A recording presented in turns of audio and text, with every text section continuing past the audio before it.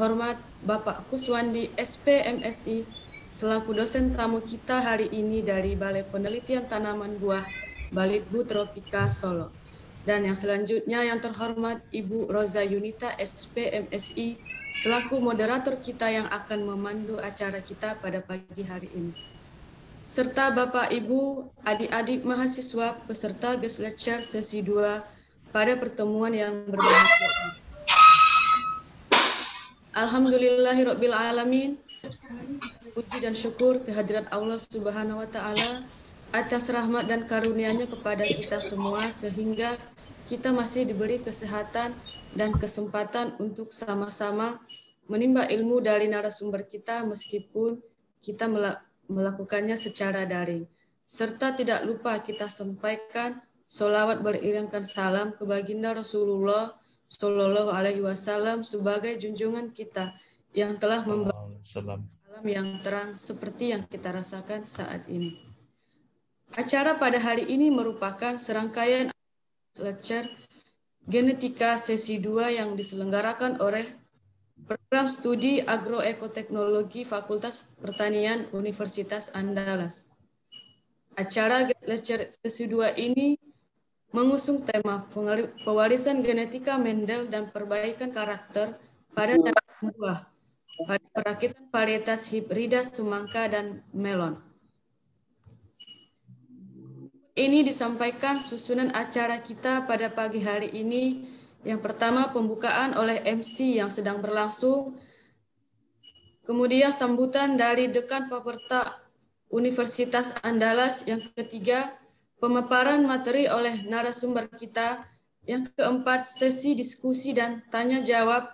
Dan yang terakhir penutupan acara dan penyerahan sertifikat kepada narasumber.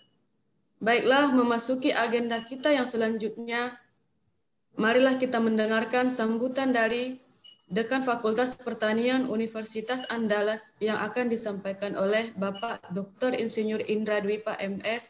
Kepada kami persilahkan. Terima kasih Bu Sana. Bismillahirrahmanirrahim. Assalamualaikum warahmatullahi wabarakatuh. Waalaikumsalam.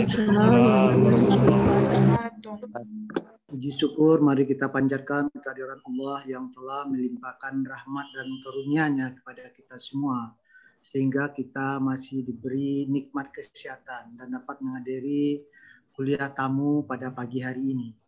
Selawat bering salam tentu tidak lupa kita berikan kepada junjungan kita Nabi besar Muhammad SAW yang merupakan tuntunan kita semuanya. Semoga kita mendapat syafaat di akhirat nantinya. Amin amin ya rabbal alamin. Yang saya hormati narasumber kuliah tamu kita pagi ini, beliau adalah alumni kita juga angkatan 96. Selamat datang Pak Kuswandi MSI yang telah mau berbagi ilmunya kepada alma maternya. Sekali lagi saya atas nama pimpinan fakultas juga mengucapkan terima kasih yang setinggi-tingginya. Beliau ini adalah peneliti pada tanaman buah di Balitro Laing, Sumatera Barat, atau yang dikenal Balitbu di Solo, khusus untuk tanaman buah. Dan juga pada kesempatan ini saya mengucapkan terima kasih kepada moderator kita Ibu Roza Yunita SPMSI dan juga yang salam hormat saya kepada Bapak Ibu dosen yang hadir pada saat ini. Mungkin ada juga ketua jurusan ataupun prodi dan mungkin juga Bapak Ibu wakil dekan karena saya tidak melihat karena sudah bergabung langsung tidak melihat, mudah-mudahan beliau juga hadir dan kepada adik-adik mahasiswa yang saya cintai. Dan tak lupa juga salam hormat saya kepada panitia yang telah bekerja keras untuk mengadakan acara ini setiap minggunya. Ini mudah-mudahan suatu hal yang positif untuk kita berbagi tentang ini. Nah, terima kasih juga saya ucapkan kepada narasumber Pak Kuswandi MSI yang telah meluangkan waktunya untuk berbagi ilmu pada kuliah tamu yang hari ini berjudul adalah pewarisan genetik Mendel dan perbaikan karakter pada tanaman buah, dan merupakan tentang perakitan varietas hibrida semangka dan melon. Nah, ini suatu hal yang sangat bermanfaat saya kira untuk bagi mahasiswa kita, karena pengalaman-pengalaman dari Pak Kusnandi ini bisa berbagi. Nah, seperti kita ketahui pada saat ini seiring berkembangnya ilmu pengetahuan dan inovasi, tentu tidak terlepas juga revolusi di bidang pertanian. Kita tahu dahulu pemulihan hanya mengandalkan persilangan untuk mendapatkan individu baru tanaman. Dengan kemajuan di bidang teknologi, manusia mampu merakit tanaman, bahkan juga merakit apa yang unggul dari suatu tanaman tersebut. Sehingga tanpa menunggu waktu yang lama, yaitu memasukkan gen yang unggul yang sudah dipetakan dan dikarakterisasikan ke tanaman yang lain untuk mendapatkan individu baru tanpa waktu yang lama. Sehingga mungkin pengalaman dari Pak Kuswandi ini bagaimana dia mensisipkan gen atau merakit dari tanaman semangka atau melon. Mungkin yang kita kenal ada semangka atau melon yang tanpa biji, atau mungkin juga ada pengalaman-pengalaman dari Pak Kuswandi bagaimana menyisipkan gen-gen yang lainnya sehingga memang kandungan gula dari melon itu cukup tinggi.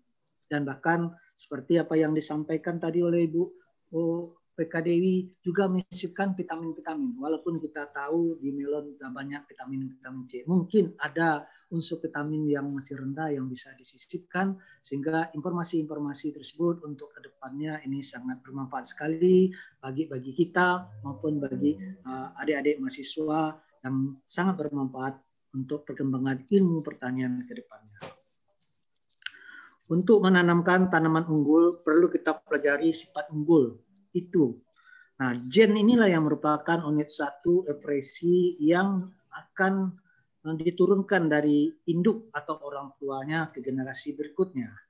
Nah, di dalam bidang pertanian, di mana gen ini merupakan molekul sederhana, tetapi bisa menentukan unggulnya suatu tanaman, seperti pada kasus melon ataupun semangka yang akan kita dengar nanti paparan dari kuliah tamu oleh Pak Kuswandi ini. Untuk itu, marilah kita sama-sama kita mendengar pemaparan dari narasumber kita yang telah lama berkecimpung di dunia buahan di tropika di Solo ini, di Balitbu, sehingga apa yang disampaikan beliau bisa kita pahami atau bisa menambah ilmu pengetahuan kita untuk di bidang pertanian ke depannya, terutama tentu khusus pada buah melon dan semangka. Dengan mengucapkan Bismillahirrahmanirrahim, kuliah tamu tentang perakitan varietas hibrida semangka dan melon pada hari ini resmi saya buka. Demikianlah yang dapat saya sampaikan, lebih dan kurang mohon maaf. Saya akhiri, wabillahi taufiq wal hidayah. Wassalamualaikum warahmatullahi wabarakatuh. Waalaikumsalam warahmatullahi wabarakatuh. Terima kasih kepada Bapak Dekan, Bapak Indra Dwipa MS yang telah membuka acara kita pada hari ini. Selanjutnya, memasuki acara inti yaitu pemaparan materi sekaligus diskusi dan tanya jawab yang akan dipandu secara langsung oleh moderator kita, Ibu Roza Yunita, SP, MSI. Kepada Ibu Roza dipersilahkan. Oke, terima kasih Ibu Sana. Assalamualaikum warahmatullahi wabarakatuh. Waalaikumsalam warahmatullahi wabarakatuh. Salam sejahtera bagi kita semua. Yang saya hormati Bapak Dekan Fakultas Pertanian, Bapak Dr. Indra Dwipa. Kemudian yang saya hormati narasumber kita sekaligus juga dulu adalah senior saya waktu pasca sarjana di IPB, Bapak Kuswandi.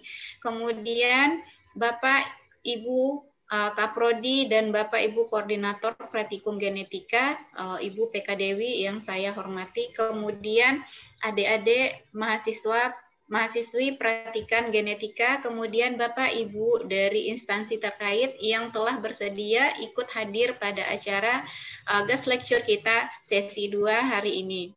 Baiklah, pertama izinkan saya memperkenalkan diri, saya Roza Yunita. Saya selaku moderator untuk pagi ini akan memandu acara guest lecture dengan tema Pewarisan Genetik Mendel dan Perbaikan Karakter pada Tanaman Buah, Perakitan Varietas Hibrida Semangka dan Melon. Narasumber kita hari ini adalah seorang ahli yang berkecimpung di bidang genetika dan pemulihan tanaman. Beliau adalah Bapak Kuswandi, SP, MSI. Beliau lahir di Balai Gadang Bawah 16 Desember 1977. Kemudian beliau sekarang ini bekerja di Balai Penelitian Tanaman Buah Tropika dengan konsen terhadap buah-buah tropika seperti rambutan, pepaya, kemudian melon dan semangka. Kemudian beliau juga telah menghasilkan berbagai macam karya ilmiah dengan berbagai topik dan konsen terhadap komoditas yang saya sebutkan tadi. Kemudian hari ini kita akan mendengar pemaparan dari beliau terkait perakitan varietas hibrida semangka dan melon. Kemudian kita akan mendengarkan bagaimana proses perakitannya, kemudian apa saja yang beliau lakukan selama meneliti melon dan semangka dalam upaya perbaikan varietas hibrida di Balai Penelitian Buah Tropika. Baiklah, langsung saja Bapak. Waktu dan tempat saya silakan. Terima kasih Ibu Moderator. Assalamualaikum warahmatullahi wabarakatuh. Waalaikumsalam warahmatullahi wabarakatuh. Bapak Dekan yang saya hormati. Terus selanjutnya kepada Ibu Dr. PK Dewi Hayati dan Bapak Ibu dan mahasiswa yang hadir pada kesempatan ini. Mungkin untuk genetika mungkin saya sudah agak lupa gitu. Tapi untuk saya cuma mungkin mau berbagi tentang pengalaman kami melakukan pemulihan pada semangka dan melon. Baik, kita mulai. Bapak Ibu,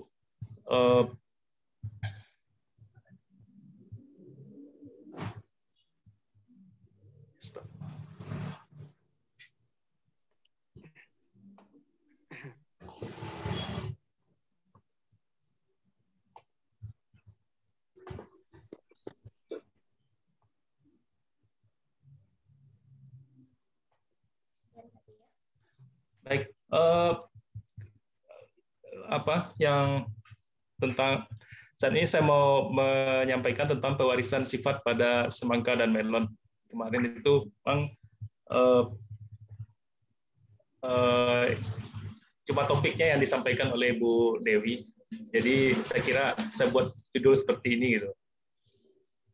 Baik, untuk pembukaan tentang sebagai pendahuluan, mungkin adik-adik sudah pernah sudah diberi kuliah dari Bu Dewi tentang pewarisan Mendel. Mendel itu kan beliau seorang biarawan ya, yang juga aktif meneliti mungkin gitu, meneliti tentang pewarisan sifat pada bunga kacang ercis ya. Jadi Mendel mengemukakan teori pewarisan terpisah atau particulate inheritance, yaitu bahan genetik yang diwariskan dari kedua tetua ke zuriatnya.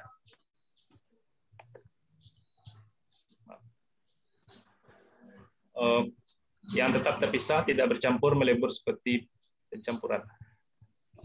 Jadi yang di balik kesuksesan Mendel ini, Mendel itu melakukan percobaan pada kacang ercis itu, percobaannya itu ditulis.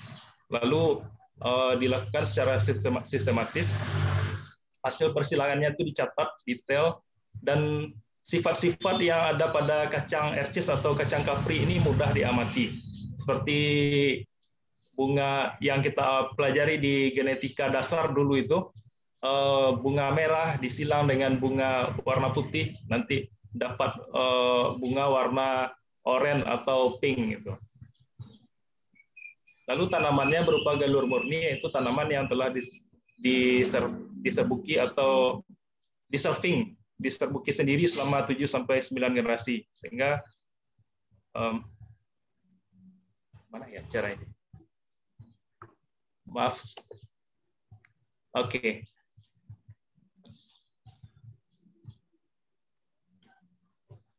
Lalu karakter yang diamati Mendel pada kacang kapri itu antara lain adalah bentuk biji, warna albumin, warna bunga, bentuk polong, warna polong. Jadi ada bentuk biji yang bundar, yang resesifnya keriput, lalu warna albuminnya kuning, resesifnya hijau, lalu ada warna bunga ungu dengan warna bunga putih. Masing-masing varietas ditanam terpisah sehingga tidak terjadi persilangan. Jadi ini pun kami lakukan di Balitbu. Jadi kalau kami di semangka itu, semangka yang kami hasilkan adalah semangka OP. Jadi untuk menjaga kemurniannya, kami hanya menanam semangka serif, ya, namanya yaitu varietas serif saga agrihorti. Untuk menjaga kemurnian varietas serif saga ini, kami hanya menanam varietas serif saga. Kalau yang lain, kalau ada calon-calon varietas yang lainnya, itu kami ditanam dengan jarak yang terpisah paling kurang itu 500 meter. Lalu Mendel melakukan penyerbukan sendiri sampai diperoleh galur murni 7-9 generasi. Lalu benih F1 hasil persilangan ditanam, taman F1 diselving, hasilnya benih F2. Persilangan juga dilakukan antara F1 dengan tetua resesif untuk tes cross-nya. Jadi untuk hukum Mendel 1 mungkin adik-adik sudah dijelaskan juga ya. Jadi hukum Mendel 1 itu alel-alel dari pasangan gen bersegregasi satu dengan lainnya ke dalam gamet. Setiap gamet membawa salah satu alel. Hukum Mendel 2, pada waktu pembentukan gamet, salah satu pasangan gen berpadu secara bebas dengan pasangan gen lainnya. Ini untuk ilustrasi hukum Mendel 1, yaitu alel-alel pasangan gen berpisah satu dengan lainnya ke dalam gamet. Itu kan ini dari A besar A kecil, itu dia berpisah ke A besar dan gamet A kecil. Lalu untuk hukum Mendel 2 seperti ini.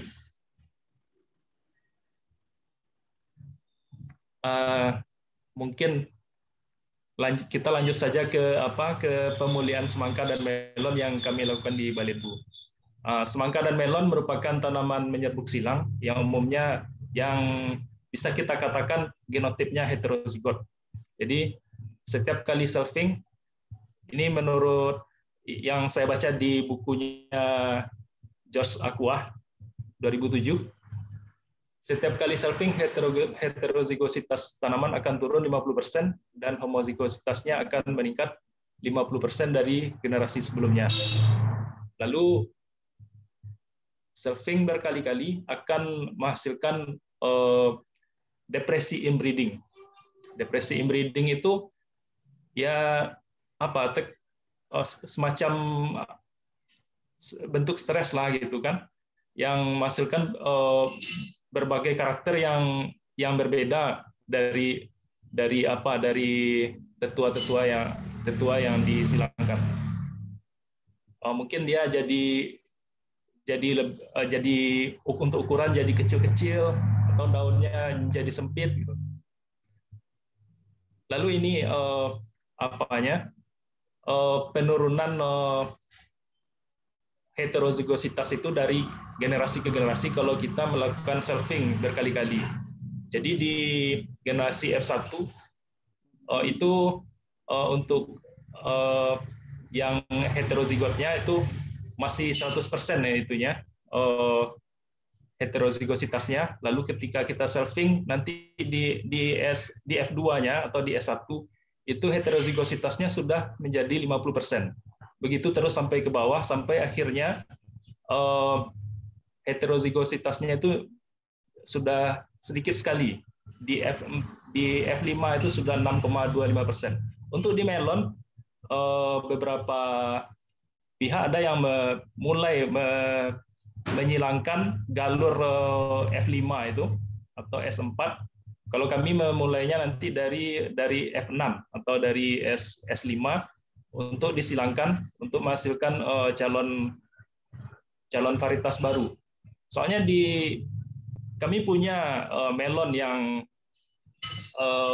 sudah diselfing sampai lebih 10 generasi, itu ada efek negatifnya, yaitu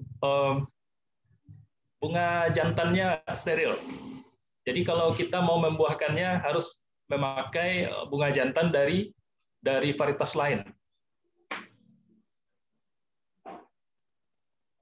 Lalu ketika kita belajar tentang pemulihan tanaman menyerbuk sendiri dengan pemulihan tanaman menyerbuk silang, kita sering mendengar ada istilah galur inbred dan ada galur murni. Jadi ternyata keduanya itu hampir sama definisinya, itu galur yang di hasil selfing berkali-kali, yang cuma kalau yang galur inbred itu pada tanaman menyerbuk silang, sedangkan galur murni pada tanaman menyerbuk sendiri. Lalu ini hasil-hasil persilangan kita. Jadi untuk mungkin ini sedikit menyimpang dari hukum Mendel. Kalau yang kita pelajari di genetika dasar, bunga merah disilangkan dengan bunga warna kuning, itu menghasilkan bunga yang berwarna pink atau oranye. Maka pada semangka pewarisan untuk warna daging contohnya, dan jika warna daging merah disilangkan dengan warna daging kuning atau sebaliknya kuning disilangkan dengan merah, itu hasilnya bukan oranye atau pink, tapi hasilnya adalah merah kuning. Ini contohnya di gambar yang pertama ini. Ini sering kami temukan pada persilangan semangka warna merah dengan semangka warna kuning. Malah ada yang setengah bagian ini kuning, setengah bagian ini merah. Dan itu ketika di selfing lagi, karakter ini tetap dia, tidak berubah jadi merah lagi atau jadi kuning lagi. Dan kami punya satu kandidat varietas yang OP yang kami sandi dengan Balitbu tropica 4 atau BT4, itu warna dagingnya merah kuning seperti ini, seperti gambar yang pertama ini. Lalu nanti di warna kulit tuh nanti ada variasi lagi. Misalnya kita menyilangkan antara kulit yang bergaris ini dengan kulit yang hijau polos ini, hijau tua polos. Itu nanti hasilnya ada yang hitam, ada yang hijau tua, yang hijau bergaris, dan ada yang hijau tidak bergaris. Dan kami menduga yang hijau tidak bergaris ini resesif.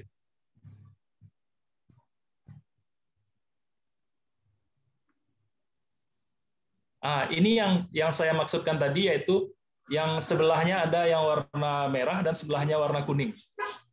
Tapi ada yang lebih jelas daripada ini warna dagingnya. Lalu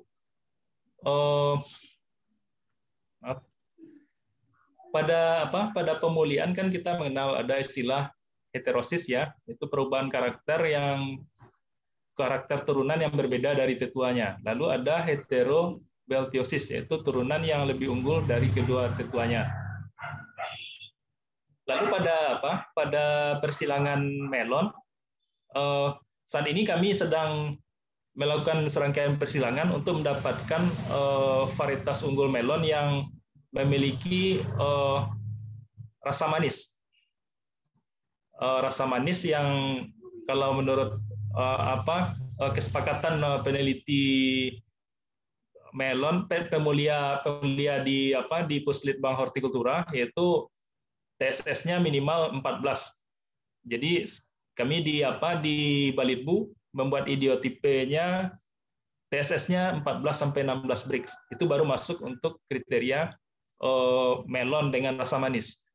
Lalu kami mencoba mencari 4 varietas yang ada di pasaran. Ini hibrida semua, itu Alina, Amanta, dan Gracia. Gracia ini dari Panah Merah. Lalu ada Tavia dari Bintang Asia. Jadi ini bukan galur murni ya adik-adik mahasiswa, bukan galur inbred gitu. Lalu ini varietas hibrida. Lalu kami lakukan persilangan. Ini semua kan warna kulitnya hijau nih semuanya. Ini putihnya itu kan karena ada jaring ya, ada jaring yang sempurna yang menutupi kulit buah. Dan warna dagingnya semuanya putih ya. Nah, kita lihat hasil persilangannya jadi seperti ini. Ini Amanta dengan Alina. Ini bentuknya bulat pipih. Ini bulat pipih atau di panduannya itu namanya apa ya istilahnya? Maaf, saya lupa. Ini Amanta bundar, bukan bundar ya? Bukan, Bu. Ini Amanta dengan Gracia, ini sirkular, masih mendekati lah dengan tetuanya, tapi jaringnya jadi cuma sekitar 15% gini. Lalu ini Tavia disilang dengan Gracia, ini juga jadi bulat pipih, warna kulitnya jauh berbeda dari tetuanya. Tapi untuk warna kulit, maksud saya untuk warna kulit ini mungkin masih ada hubungannya dengan hukum endo, tetapi pada pewarisan jaring ini kan jaringnya sedikit sekali. Pewarisan jaring ini kami menduganya ini ada pewarisan maternal. Jadi kalau tetua betinanya tidak berjaring, lalu tetua jantannya berjaring, nanti F1-nya tidak berjaring. Pewarisan maternal ini bisa kita lihat kalau di tanaman buah itu di melon, lalu di nenas. Kalau nenas yang queen itu yang berduri. Kalau betinanya queen, nanti disilang dengan kayen yang tidak berduri, nanti hasilnya mirip dengan queen, berduri. Lalu ini Tavia dengan yang disilang dengan Alina. Ini apanya juga jaringnya cenderung jadi 0%. Hampir nggak ada jaringnya. Jaringnya cuma ada di bagian bawah. Lalu bentuk buahnya ini juga beragam. Ini bulat, sedangkan ini persegi atau kuadrangular. Warna daging beda, warna dagingnya jadi ini hijau kuning, yang ini kuning emas. Lalu ini Tavia disilangkan dengan Amanta, hasilnya seperti ini. Ada yang bulat pipih, ada yang ya sama-sama bulat pipih, tapi yang satu hijau kekuningan, yang satu lagi kulitnya kuning emas. Ini Gracia disilangkan dengan Alina, hasilnya seperti ini, jadi mirip dengan melon golden, tapi masih ada jaringnya. Sementara kalau di melon golden kan jaringnya tidak ada. Jadi sebagai kesimpulan, mungkin saya cuma buat kesimpulan satu, yaitu pewarisan pada melon dan semangka diduga dikendalikan oleh banyak gen, sehingga seolah-olah tidak cocok dengan hukum Mendel. Mungkin Bu Dewi nanti bisa menjelaskan lebih lanjut tentang pewarisan ini. Terima kasih. Mungkin sementara itu saya kembalikan kepada Ibu Moderator. Baik, terima kasih Pak Kuswandi atas penjelasan terkait bagaimana studi terkait penciptaan atau perakitan varietas hibrida melon dan semangka. Ibu Dewi, apakah ada tambahan terkait pemaparan materi, Ibu? Terima kasih Bu Caca. Ada beberapa untuk mahasiswa ini, bukan untuk rekan-rekan dosen. Saya pikir sudah cukup. Tambahan mungkin karena mahasiswa genetika kita baru selesai ya, minggu ke-7 mau akan UTS dan baru mendapat pewarisan genetik mengikut Mendel, pewarisan gen-gen yang terpaut pada kromosom dan pewarisan gen yang terpaut pada kromosom X. Nah, kalau yang disampaikan oleh Pak Kuswandi tadi, kita tidak banyak dapat material, makanya kita pakai yang disampaikan Pak Kuswandi, material. Inti penting dari pewarisan Mendel ini kan adalah kalau kita sudah memahami apakah suatu karakter itu diwariskan oleh satu gen, 2 gen, atau banyak gen, maka kita bisa melakukan perbaikan genetik atau perakitan varietas lah dalam hal ini. Nah, ternyata tadi yang sudah disampaikan oleh Pak Kuswandi, ada beberapa karakter yang sudah dipaparkan itu ternyata tidak dikontrol oleh gen sederhana sebagaimana yang sudah disampaikan Mendel. Nah, kalau di Mendel, hukum Mendel 1 kan adalah pewarisan satu gen ya untuk persilangan monohibrid. Kemudian yang untuk hukum Mendel kan adalah pewarisan untuk 2 sifat beda atau yang melibatkan 2 gen. Ternyata tadi kita bisa lihat bahwa tidak sesederhana itu. Untuk pewarisan warna saja ternyata ada interaksi gen. Nah, ada interaksi gen di situ. Jelas warna tidak dikendalikan oleh bukan karakter yang dikendalikan oleh satu gen atau 2 gen. Jadi ada interaksi gen di sana. Nah, interaksi gen ini kan juga banyak. Jadi yang kita pahami dulu bahwa karakter itu dikendalikan oleh gen sederhana sebagai yang disampaikan oleh Mendel atau bukan. Itu untuk memahami pertama dulu. Nah, mungkin untuk adik-adik mahasiswa ini belum sampai ke sana, tapi nanti setelah meet ada materi untuk perluasan hukum Mendel. Nah, di perluasan hukum Mendel kita mempelajari apa saja jenis interaksi gen sehingga nanti muncul warna. Kalau punya populasi yang banyak, kita akan bisa melihat itu. Apakah benar ini interaksi yang nanti akan menghasilkan, interaksi antar gen maksudnya, yang nanti akan menghasilkan sekian warna merah, sekian warna oranye mungkin tadi ya, atau sekian warna kuning. Itu bisa dilihat lebih lanjut. Atau kalau dia bukan merupakan interaksi gen, sebenarnya ini karakter yang dikendalikan oleh berapa. Jadi semakin banyak satu karakter, maka kita tidak akan bisa melihat batas yang tegas, batas yang jelas untuk sifat-sifatnya. Jadi misal untuk warna, katakanlah warna merah kita silangkan dengan warna putih, akan muncul dari warna merah sampai warna putih. Nah, untuk ini saja ada yang namanya incomplete dominan. Nah, tergantung nanti kuatnya ke alel yang mana. Incomplete dominan, kalau yang kita di Mendel kan adalah complete dominan dan sekaligus complete resesif. Jadi kalau misalnya katakanlah Drosophila tipe liar, dia adalah white type, ya white type. Kemudian yang mutannya, katakan mutan resesif saja, nanti karakter yang muncul kan adalah karakter yang white type, yang dominan seperti itu. Kemudian ada satu lagi yang tadi sudah disampaikan Pak Kuswandi juga. Saya ada beberapa karakter untuk di jagung yang juga maternal. Nah, nanti ada mahasiswa juga akan melihat apa yang dimaksud dengan pewarisan maternal. Mungkin saya sampaikan saja di sini, Pak Kuswandi kurang menyampaikan tadi ya Pak ya. Jadi ini mahasiswa kita baru semesternya 2 ya, semesternya 2.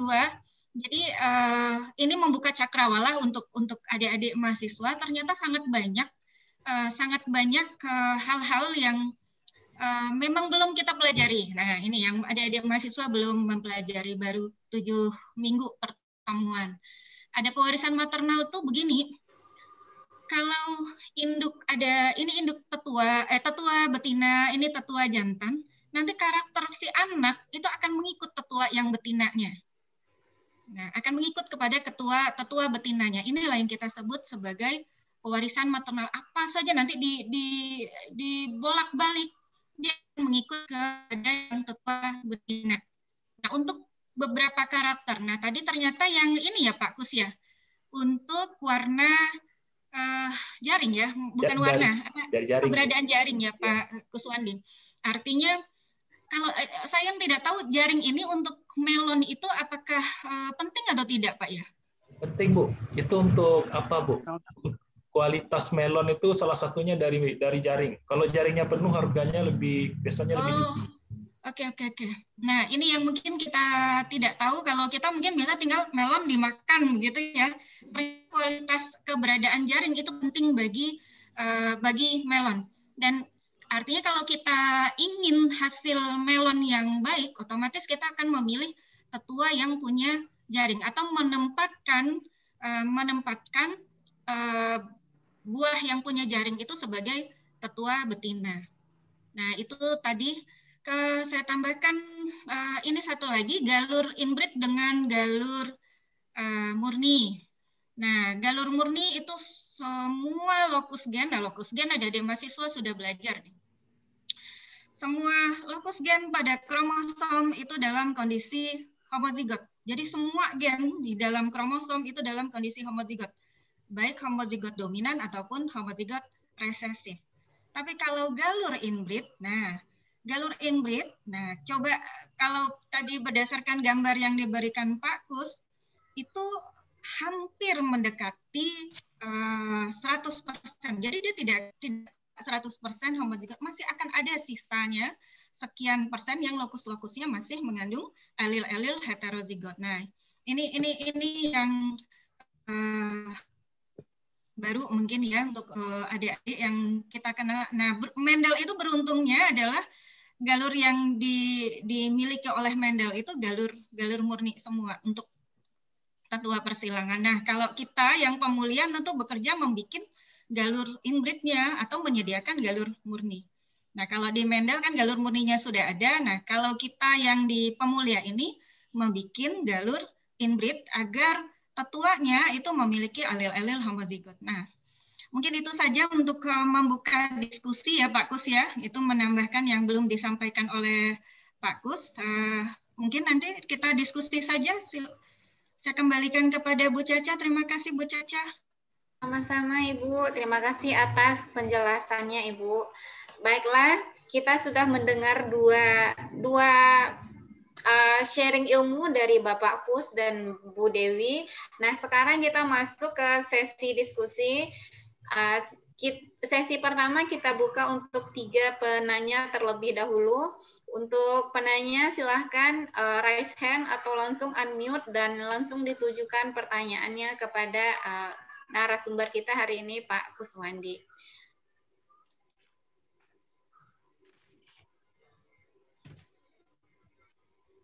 Oke.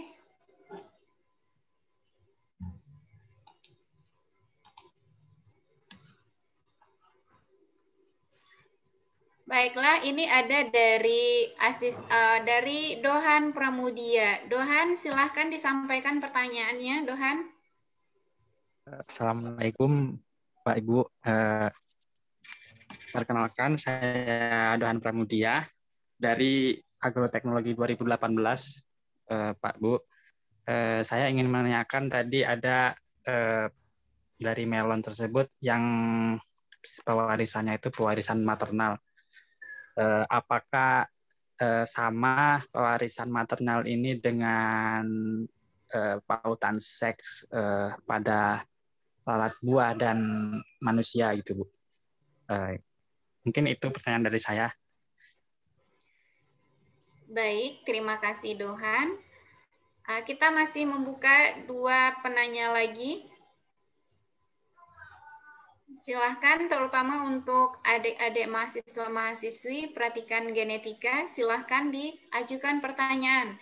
Mumpung beliau adalah ahlinya, jadi silahkan diajukan pertanyaan terutama terkait dengan pemuliaan tanaman hibrida dengan komoditas semangka dan melon.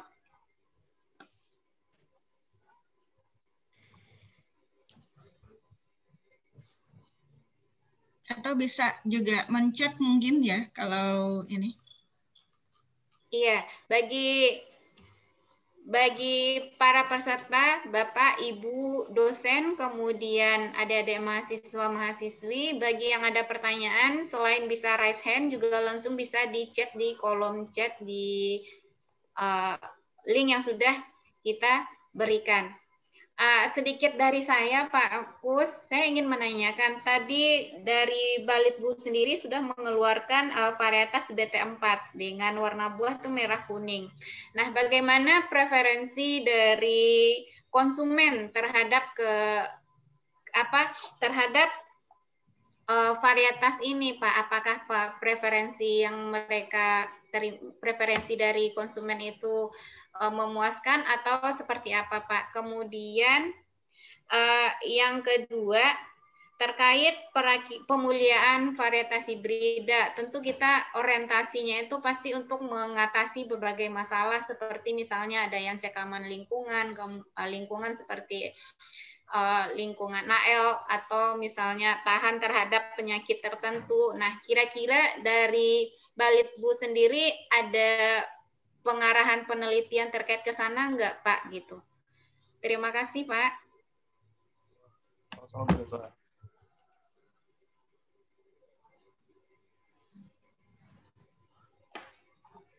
Baik, untuk masih belum ada nih Pak pertanyaan lain yang muncul, mungkin bisa dini dulu ya Pak ya. Kita jawab dulu yang pertanyaan yang sudah ada ya Pak ya. Baik Bu Roza, mungkin untuk pertanyaan pertama saya minta dari Bu Dewi lah yang menjawab gitu. Oke, baik Pak.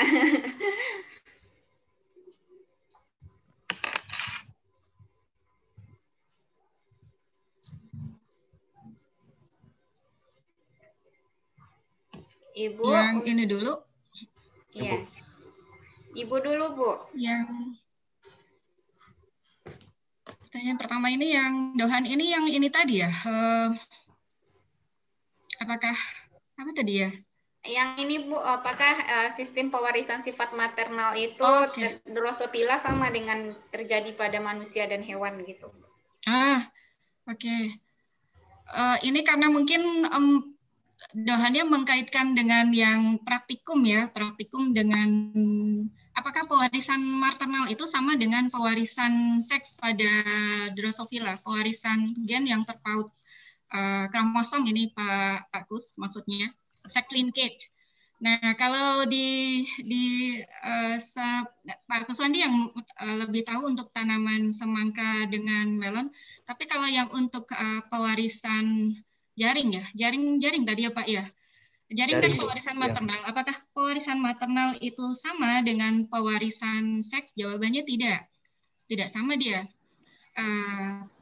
Pewarisan maternal itu adalah dia begini. Kalau pewarisan maternal itu tergantung kepada gen-gen apa yang terdapat pada tetua betina. Jadi kita ingat kalau genom tanaman itu kan ada nukleus, ada genom inti, kemudian ada genom sitoplasma. Ini materi di awal ya, di reproduksi sel kan adik-adik mahasiswa sudah selesai lah ini, sudah mendiskusikan apa itu genom inti, kemudian ada genom sitoplasma. Nah, pewarisan meiosis, yang meosisnya saja itu kan adalah setengah berasal dari kromosom tetua betina, setengah berasal dari kromosom tetua jantan, ya kan? Nah, setengah dari tetua betina, setengah dari tetua jantan.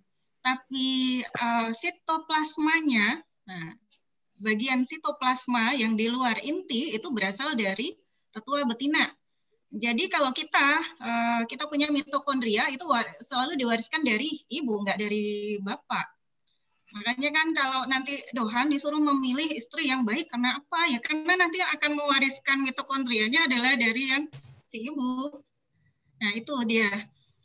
Berbeda ya, ini pewarisan maternal. Jadi gen-gen yang terdapat pada sitoplasma, kalau pada tanaman ada kloroplas, ada mitokondria, itu diwariskan dari ibunya atau dari tanaman betina. Nah, itu dia. Tetapi kalau pewarisan seks pada Drosophila itu untuk gen-gen yang terpaut pada kromosom X. Kalau di Drosophila ya, pewarisan warna putih itu gennya terletak pada kromosom X. Sehingga kalau kromosom X nanti kan yang jantan juga mendapat kromosom X ya. Jantan itu kan ada X-nya, XY. Ya kan, kalau betina kan XX. Otomatis apa? Otomatis nanti pewarisan yang anak yang nanti jantan, kan anaknya ada jantan dan betina. Otomatis nanti anak jantan dengan anak betinanya akan mendapat nisbah yang berbeda. Seperti itu dia. Kan yang satu dapat XX full dia, yang betina nih, anaknya yang betina. Satu lagi yang XY, hanya mendapat setengah X. Nah, menariknya seperti itu. Satu lagi apa itu ya, Dohan ya? Mudah-mudahan bisa menjawab, Ding. Ya, baik, Bu. Membedakan antara pewarisan maternal dengan pewarisan gen-gen yang terpaut pada kromosom seks, kromosom X atau kromosom Y. Nah, ingat saya tadi, saya tanya ke adik-adik mahasiswa, kalau gennya terpaut pada kromosom Y, nah, terpaut pada kromosom Y, berarti nanti anaknya yang betina memiliki karakter tersebut nggak? Tidak. Nah, tidak dia, karena kalau yang betina nggak dapat pewarisan Y, ya betina kan cuma dapat XX. Jadi hal-hal yang memang genetika itu hal-hal yang memang di kehidupan kita sehari-hari kita tidak terlepas dari itu, tidak terlepas dari cetak biru dari pewarisan. Itu mungkin yang bisa saya tambahkan, Pak Kus, Pak Bu Caca. Oke, terima kasih banyak Bu atas jawaban dan pencerahannya. Mudah-mudahan Dohan sudah paham ya Dohan terkait apa itu penurunan sifat maternal dengan seks linked pada hewan dan manusia. Baik, Pak Kuswandi, kita lanjut ke pertanyaan berikutnya, Pak. Masih unmute, Bapak.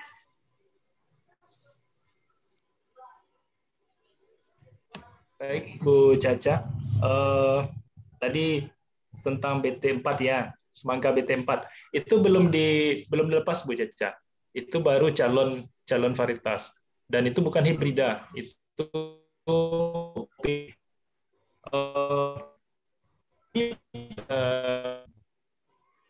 mengenal ke masyarakat di Solo ini yang warna merah, kuning merah itu. Dan masalah gimana gitu, mereka rata-rata suka dengan itu, dengan warna kuning merah. Hubungannya dengan manis, rasanya yang merah pun manis, yang kuning juga manis, tapi masyarakat menganggap yang merah kuning ini lebih manis katanya. Okay. Dan dagingnya dia pasir, ya. Terus untuk cekaman lingkungan, kami dulu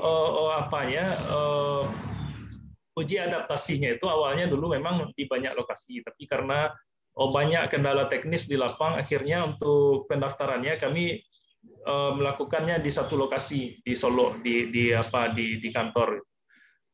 Tapi setelah ini keluar tanda daftarnya 2015 itu kami sudah menanam di Jawa Barat di Kabupaten Subang. Di sana juga ada kebun percobaan balibu.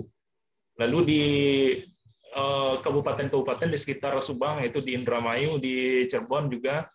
Habis itu untuk beberapa kegiatan Badan Litbang di Kalimantan Selatan, kami pernah nanam di acara Pekan Pekan Pertanian Rawa Nasional tahun 2018 itu alhamdulillah sukses juga, padahal di sana kan daerahnya rawa gitu. Paling kalau yang yang parahnya itu kan yang susah kami rawa pasang surut ya. Kalau untuk cuma orang-orang yang sudah lama di Semangka yang bisa menanam di pasang surut. Mungkin yang kalau saya nggak bisa tuh Pak Kus.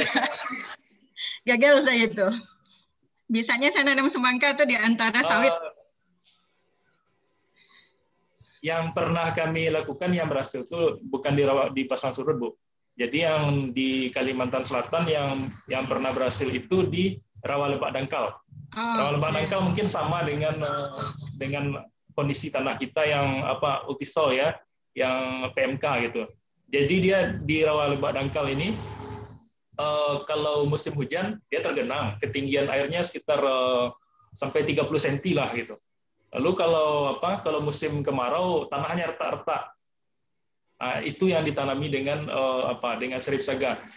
Tapi walaupun mirip dengan kondisi tanah kita di sini, tapi untuk pH rawa lebak dangkal jauh lebih rendah daripada pH kita yang PMK di sini. Tapi alhamdulillah semangka serip saga di sana buahnya besar-besar dan manisnya tetap gitu, manis di atas 12 Brix. Oke, terima kasih jawabannya Pak Kus. Berarti ini ada kemungkinan, ada potensi untuk ditanam di lahan-lahan berawa ya Pak ya, berarti untuk BT4.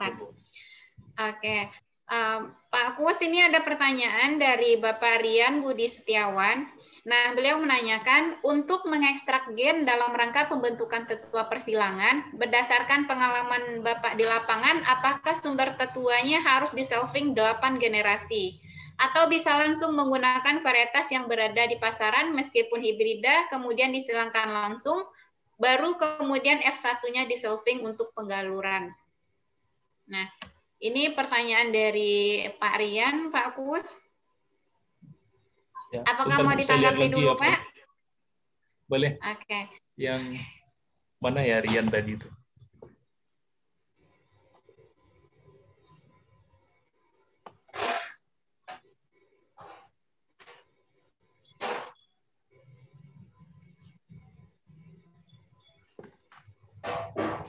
Baik, terima kasih Pak Rian. Ini sepertinya menguji nih ya. Tidak, Pak. Assalamualaikum, Bang. Waalaikumsalam, Yan. Ini Pak Rian. Jadi kami kan Jadi dulu asalnya itu galur-galur semangka yang ada di Balitbu itu awalnya dari sama dengan melon tadi itu. Kami beli hibrida, banyak hibrida yang beredar waktu itu. Itu mulainya dari tahun 2000-an. Saya belum masuk waktu itu di Balitbu. Saya masuknya pas uji multilokasi 2009. Itu menurut senior di Semangka dan di itu katanya itu dari varietas-varietas yang beredar yang merah, yang kuning ditanam semua. Lalu nanti kan kalau di pelajaran pemulihan dulu di IPB kan katanya kalau untuk OP semuanya itu ditanam, dicampur. Setelah itu diseleksi dari generasi ke generasi. Ya sebenarnya gitu aja Pak Rian. Kita mau ideotipnya seperti apa, dia dikelompokkan ke situ gitu. Lalu nanti kalau dapat yang galur-galur yang diharapkan itu ada beberapa mungkin sampai waktu itu sampai 6. Kami mengkode dari BT1 sampai BT6 dan 1 sampai 6 itu berdasarkan yang menurut kami paling unggul gitu. Dan satu itu yang didaftarkan dengan nama Saga Agrihorti. Ini apa kata Pak Rian nih? Atau bisa langsung menggunakan varietas yang berada di pasukan hibrida, kemudian disilangkan langsung, baru kemudian F1 diserting untuk pengaluran. Intinya Ya, awalnya memulai mau dari seperti itu, Pak Rian. homozigot atau mulai dari heterozigot, kemudian dihomozigotkan, ya. Mulainya dari heterozigot, kemudian dihomozigotkan, Dari atau kita mulai dari homozigot, kemudian kita pinginnya heterozigot. Nah, itu dia. Kalau saya pahami ya nih, Pak Kus. Mulainya dari heterozigot, Bu. Dari heterozigot mulainya, Bu. Ya, kan kalau hibrida heterozigot, Bu. Iya, hetero. Dari heterozigot, ya kita dapatkan varietasnya heterozigot tuh. Kemudian kita solving, berarti kita mulainya dari homozigot. Untuk dapatkan hibrida, dia akan jadi heterozigot. Nah, kalau yang di Sarif Saga itu, ya kita mulainya memang dari heterozigot, kemudian dihomozigotkan, kemudian dapat hibrida, dapat heterozigot, kemudian Pak Kus bikin OP-nya, tapi dengan solving kan? Ya, adik-adik mahasiswa OP itu maksud yang Pak Kus adalah open pollinated. Open pollinated means tanaman itu dipersilakan dia kawin bebas. Nah, seks bebas boleh pada tanaman ya. Jadi jangan sama Anda. Terlarang sekali, prohibited. Seks bebas itu boleh pada tanaman. Kita ingin dapatkan semakin banyak kombinasi gen. Untung sini kita dapat kombinasi yang bagus. Dan seks bebas boleh, intermating namanya, open pollinated, terbuka penyerbukan terbuka. Ada tanaman, jadi jangan pada manusia, jangan salah-salah ya. Ini pada tanaman kita harapkan dia open pollinated. Nah, itu ini saja ini saja. Silakan Pak Kus, karena ada istilah OP, saya jadi ingat ini. Oke. Masih ada tambahan untuk pertanyaan dari Pak Rian, Pak Kus? Oke, sudah, Bu. Nanti Pak Rian, bagaimana Pak Rian? Ada tambahan Pak Rian? Cukup Bu Caca, terima kasih Bang Kus. Semoga sehat selalu. Oke, terima kasih Pak Rian. Nah, ini ada pertanyaan dari Bapak Aprinal Zainal, Pak Kus. Bagaimana Balitbu awalnya mendesain galur semangka ke arah seedless? Beliau menanyakan bagaimana proses dari penciptaan semangka ke arah seedless tanpa biji, Pak Kus. Nah,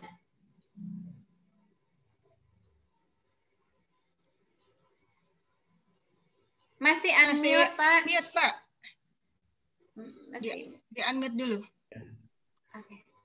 Maaf, bisa diulangi Bu Caca? Barusan sinyalnya putus. Oke, baik Pak. Bagaimana Balitbu awalnya mendesain galur semangka ke arah seedless? Apakah sudah ada desain perakitan pemulihan tanamannya ke arah seedless untuk semangka, Pak? Belum, Bu Caca. Oh, belum ya, Pak ya? Jadi dulu 2003 pernah ada senior-senior saya di sana yang mencoba membuat semangka seedless, tapi metodenya salah gitu. Jadi yang di seedless-kan itu bukan dari galur murni, bukan dari galur inbred, tapi dari varietas yang ada di pasaran. Jadi setelah dapat yang seedless itu, akhirnya bingung sendiri. Ini ini benar karena apa? Ini keragamannya ini datangnya itu dari hibridanya atau dari perlakuannya gitu. Oke, Pak. Berarti masih belum Pak Ap untuk arah ke seedless untuk perakitan pemulihan varietas semangka di Balitbu. Kemudian ada pertanyaan dari nih Bu Caca. Bu Caca, kita ada kerjasama ini Pak Kuswandi lupa nih menyebutkannya. Ada kerjasama sekarang, jadi kita dari Sarif Saga ini kita usahakan ke depan ini maksudnya UNAN dengan Balitbu ada kerjasama untuk mendapatkan Sarif Saga yang Sarif Saga sudah varietas kita ingin dapatkan nanti adalah seedless dari Sarif Saga ini, dan ini sedang kita kerjakan di UNAN. Bukan yang ini, yang kemarin itu tetap kita kerjakan juga Pak Kus, yang mahasiswa kita tetap kita kerjakan juga. Jadi nanti harapannya adalah ada varietas semangka memang dari Sarif Saga, kita tidak rakit varietas berbeda tetapi seedless. Nah, itu mungkin untuk Pak Kus lupa saja nih. Ini sedangkan Sarif ininya Saga ya Bu, bukan Sarif Bu. Bang Bu, namanya Serif ya Bu, bukan Sarif gitu. Oh salah saya nyebutnya. Pak Sarif nanti ini pula ya. Sarif Saga ya. Sarif Saga, salah saya menyebutkannya. Saya ingat Sarif Saga. Ya itu untuk tambahan Pak Kus. Oke, terima kasih Bu Dewi. Pak Kus, sepertinya masih banyak pertanyaan dari mahasiswa. Masih boleh kan ya Pak ya? Kita sampai 8.45 ya Pak ya, masih boleh ya Pak sesi diskusinya? Boleh Bu, tapi kalau untuk yang genetikanya Bu Dewi lah yang jawab. Oke, ini yang untuk Pak Kusnadi. Kira-kira berapa lama proses perakitan varietas hibrida sampai dia menghasilkan varietas hibrida? Kira-kira berapa lama butuh waktu, Pak? Ini pertanyaan dari Proteksi B dari Zahira. Baik, mungkin kalau prosesnya itu kalau kita di Balit kan terkendala dana biasanya. Makanya dulu dari Serif Saga itu mulai inisiasinya dari tahun 2000, baru rilisnya 2015, 15 tahun. Lagi pula di Balitbu, semangka dan melon itu bukan termasuk komoditas unggulan. Jadi kalau sering tidak dapat dana kalau semangka dan melon itu. Berarti 15 tahun itu faktor salah satunya karena memakan waktu lama itu karena faktor dana, keterbatasan dana ya Pak Kus ya. Karena kalau tidak salah kalau Mendel kan butuh waktu 8 tahun ya Pak ya untuk menghasilkan galur Tapi kalau kita ya semuanya mendukung gitu. Untuk melon itu setahun kalau kita menanamnya di screenhouse yang kita tidak perlu takut ada penyakit yang ditimbulkan karena sekarang musim hujan gitu. Di screenhouse yang tertutup, lalu hama dan penyakitnya juga minim, kita bisa melakukan sebenarnya 3 kali setahun. 3 kali setahun itu paling mungkin dalam waktu 4 tahun atau 5 tahun kita udah dapat varietas. Oke, berarti bisa disimpulkan jika semua kondisi, situasi kondisi mendukung, baik dari segi dana, kemudian dari segi fasilitas, itu perakitan varietas hibrida itu membutuhkan waktu minimal apa maksimal 5 tahun nih Pak? Ya segitulah, 4-5 tahun gitu. Kisaran 5 tahun, begitu Zahira Zahra. Kemudian ada pertanyaan lagi nih Pak. Nah, berdasarkan kegiatan pemuliaan perakitan tanaman semangka yang sudah Pak Kuswandi lakukan, kira-kira seleksi apa nih yang paling efektif dan efisien untuk melakukan proses perakitan tanaman semangka ini, Pak? Ini pertanyaan dari Ibu Ayu Kurnia Ilahi. Gini, Bu Ayu, terima kasih Bu Ayu. Kami ya mana ya untuk ya kami ini orangnya orang lapangan itu. Yang kami lihat itu kami mengapakannya itu mungkin seleksi yang paling sering kami lakukan itu ya cuma seleksi massa itu, seleksi massa yang positif atau negatif itu. Jadi kami lihat mana yang pertama sekali kita lakukan waktu mau menetapkan mau pemulihan apa itu kan menentukan idiotip dulu.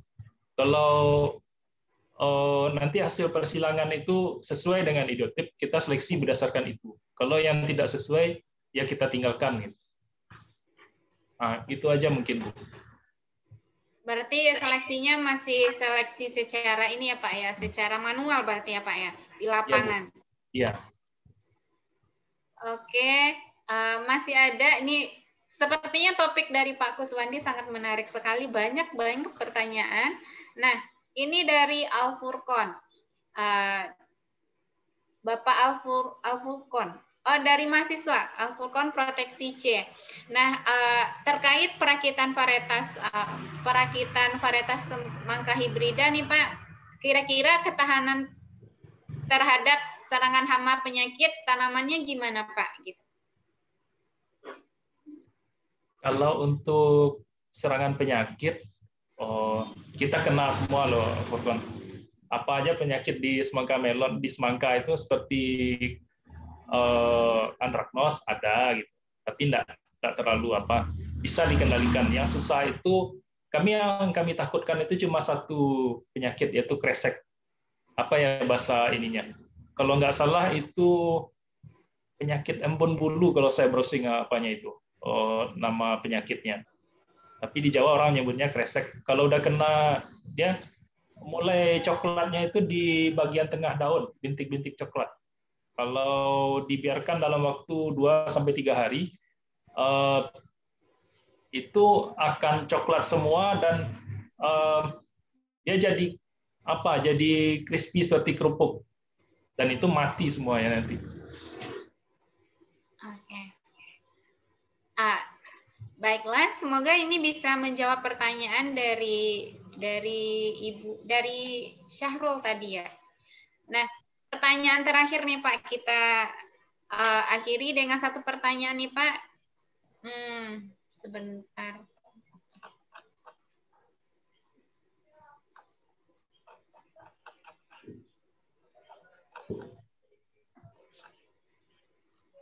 Nah, ini pertanyaannya datang dari ini Pak, dari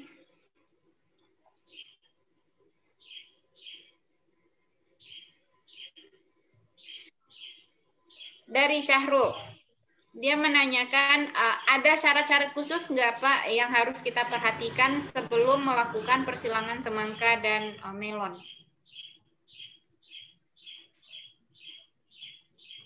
Apa ya syarat-syarat khususnya? Kalau kita mau membentuk hibrida, berarti ya harus kita dulu kan, kita galurkan dulu, kita selfing sampai dapat galur inbred. Itu yang gimana ya? Mungkin Ibu bisa bantu, Bu Dewi. Bukan itu, oke tuh Pak. Memang seperti itu. Iya.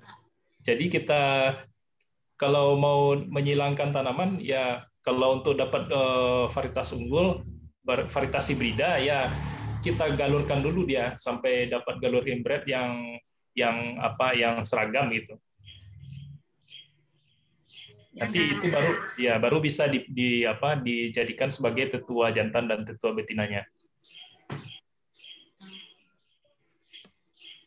Berarti selain dari itu juga kita kalau mau merakit varietas hibrida, berarti kita memang harus mencari sifat apa yang unggul dari tetua jantan dan tetua betina ya Pak ya.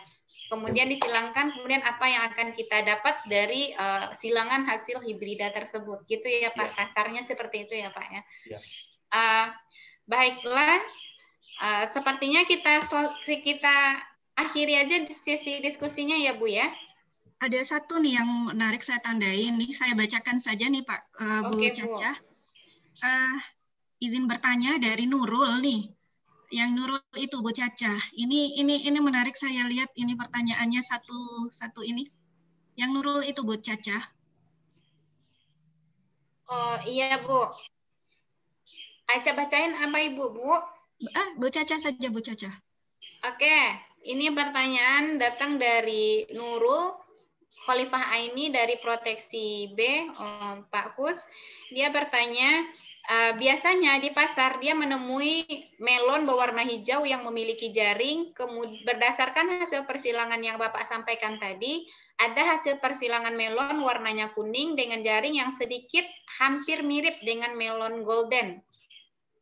Apakah hasil persilangan itu berpengaruh terhadap rasa dan tekstur buah atau rasa dan teksturnya sama dengan melon golden, Pak? Kemudian bagaimana ketahanan varietas ini terhadap OPT?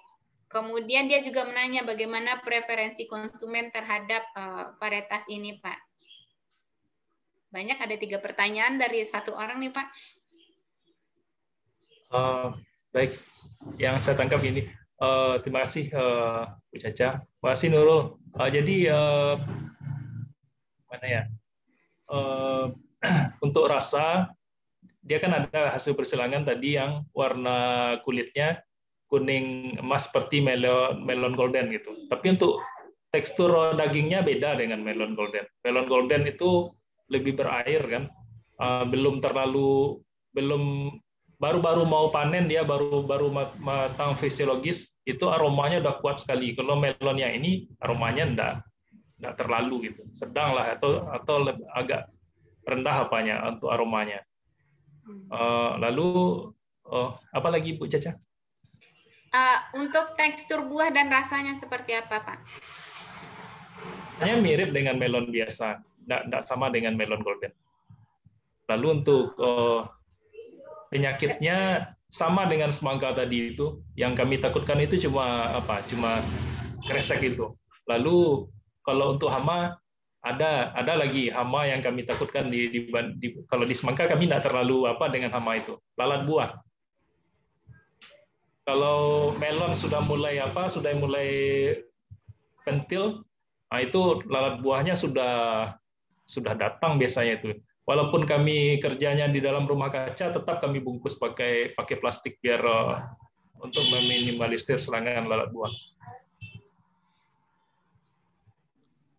Ini lalat buahnya beda dengan Drosophila kita loh ini.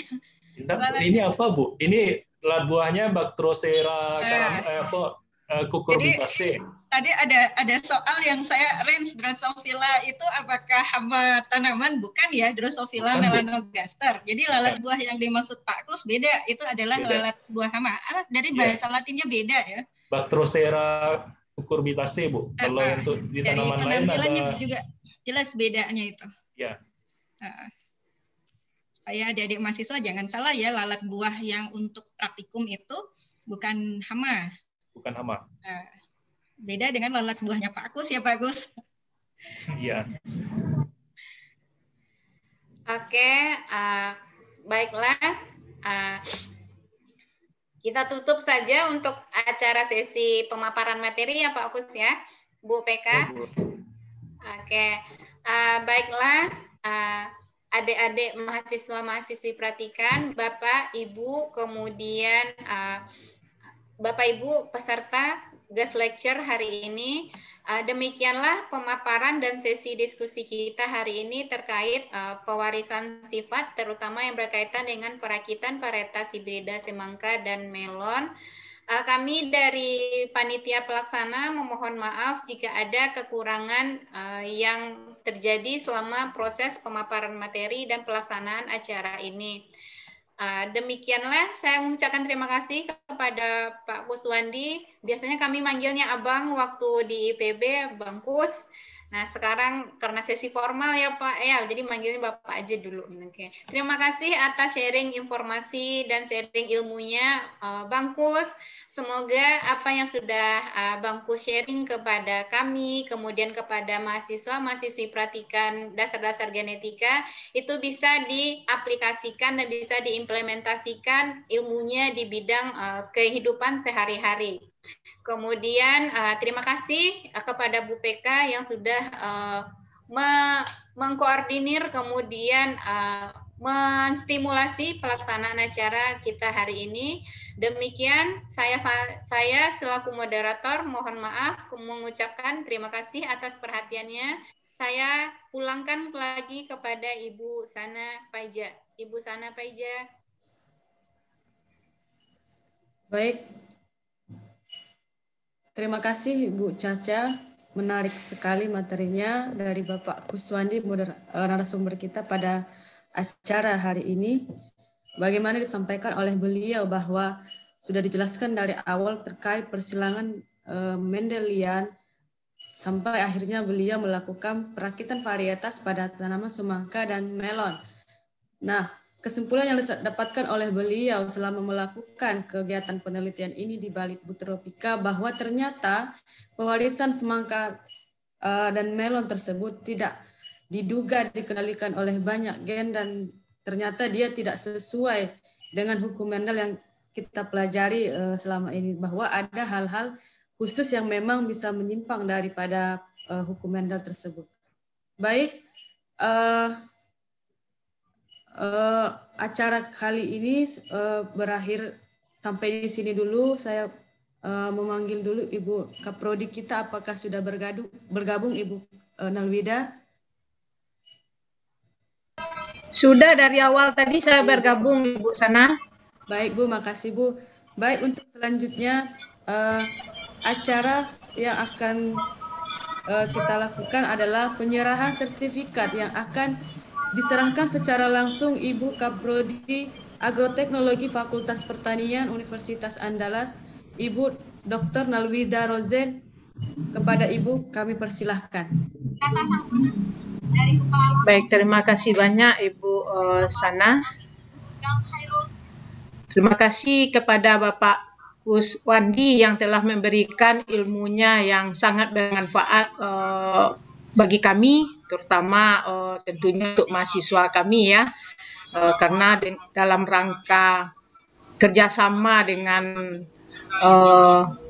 dinas-dinas atau balai-balai, apalagi khusus dengan praktikum genetika ini ya, sehingga mahasiswa lebih banyak mendapatkan ilmu, tidak hanya di lab saja ataupun di lapangan mereka praktikum, tapi alhamdulillah Pak Kuswandi bisa berbagi ilmu yang selama ini kita tidak tahu, bahwa kita hanya tahu komendal, rupanya dengan melon ini komendalnya malah tidak berlaku begitu. Jadi kami dapat ilmu baru juga. Alhamdulillah. Terima kasih banyak Pak Kuswandi telah memberikan ilmunya kepada kita semua. Semoga ilmu yang Bapak berikan sangat bermanfaat bagi kami dan mendapatkan pahala yang berlipat ganda yang diberikan Allah nantinya kepada Bapak. Untuk itu Pak Rahmat, kita serahkan sertifikat kepada Pak Kuswandi, hanya sertifikat yang bisa kami berikan sebagai ucapan terima kasih kami kepada Pak Kuswandi. Terimalah sertifikat ini, mudah-mudahan juga bisa bermanfaat bagi Bapak.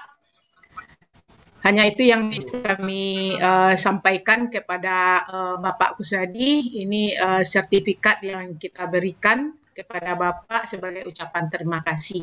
Jadi sekali lagi, kalau kami nanti juga membutuhkan Bapak, mohon jangan mohonlah dengan lapang dada juga, karena kami membutuhkan Bapak terus, karena dalam ilmu perkembangan ilmu pengetahuan ini selalu kita dapat ide-ide baru ataupun ilmu-ilmu baru yang selalu kita tahu bagaimana ke depannya nantinya, mungkin akan ditolak lagi komendel pada padi atau apa gitu, atau kacang ercis begitu kan, mana kita tahu gitu. Terima kasih sekali lagi Pak Kuswandi SPMSI.